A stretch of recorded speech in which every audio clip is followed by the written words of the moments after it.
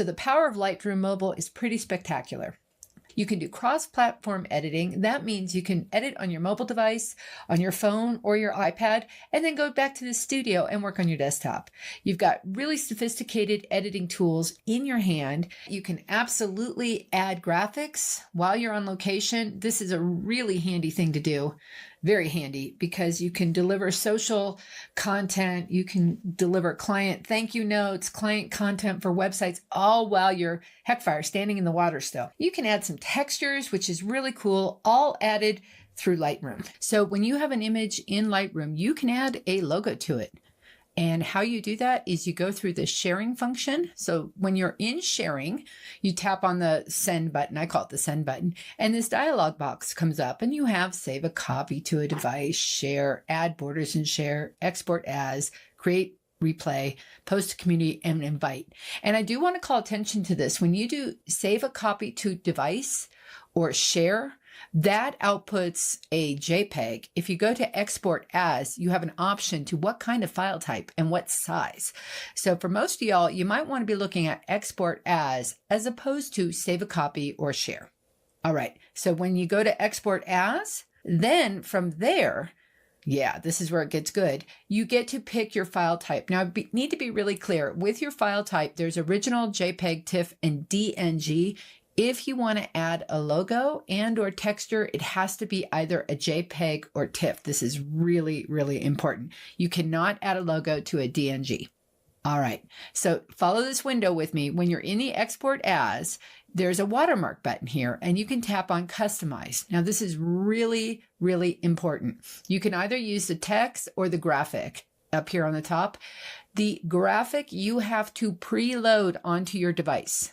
Let me say that one more time. You have to preload that onto your device. So before I go out on a shoot, I put my logos or text or messaging already on my iDrive so that I can access it from my phone. I want to be really clear about that. And who says it has to be type?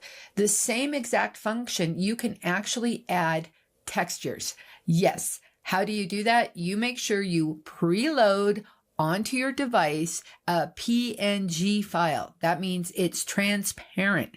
And that way you can add all these cool effects when you export as. You treat it the exact way you would treat a logo, meaning it has to be preloaded under custom watermark. You go under graphic to find that image, whatever that might be. And then when you export it, Lightroom will add it to the photo.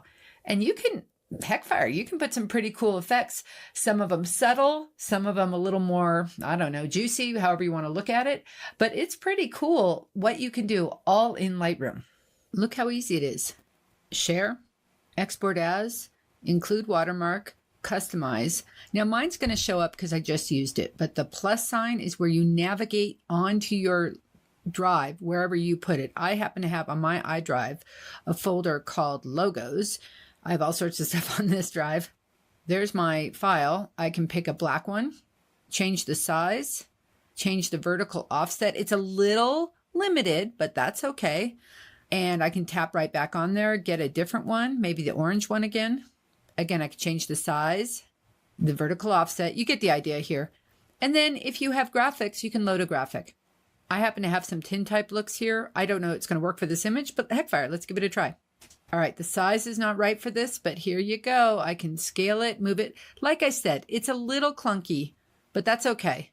This would be how you add a texture.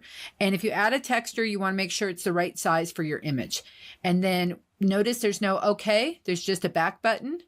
And you go back and you output it, click OK. It's going to go ahead and save it to wherever I say.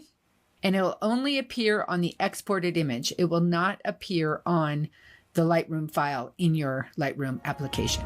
If you love photography and you have an iPhone, then join us this March at the iPhone Photography Conference. Sign up at kelbyonelive.com.